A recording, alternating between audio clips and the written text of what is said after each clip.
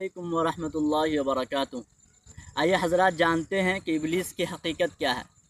ابلیس انسانوں میں سے ہے یا جناتوں میں سے، اور ابلیس کو ابلیس کیوں کہا جاتا ہے، اور ابلیس کا اصل نام کیا ہے۔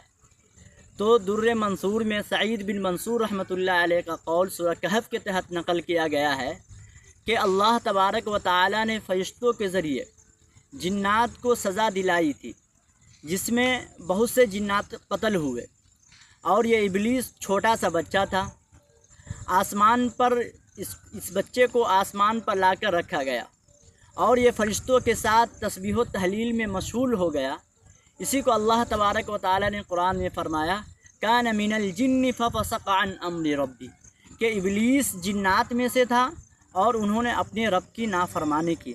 تو لہٰذا اس سے معلوم ہوا کہ ابلیس انسانوں میں سے نہیں بلکہ جناتوں میں سے ہے۔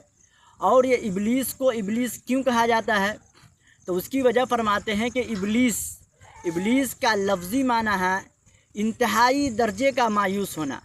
جب یہ اللہ تبارک و تعالیٰ کے دربار سے بھٹکا دیا گیا تو ہمیشہ کے لیے رحمت خداوندی سے مایوس ہو گیا تھا، اس وجہ سے یہ ابلیس کا لقب پایا۔ اور دوسری بات یہ کہ یہ ابلیس کا اصل نام کیا ہے، تو فرماتے ہیں کہ ابلیس کا روایت کے اندر آتا ہے کہ ابلیس کا اصل نام عزازیل ہے، یا ابلیس کا دوسرا نام حارث ہے۔ واللہ اعلم بالصواب۔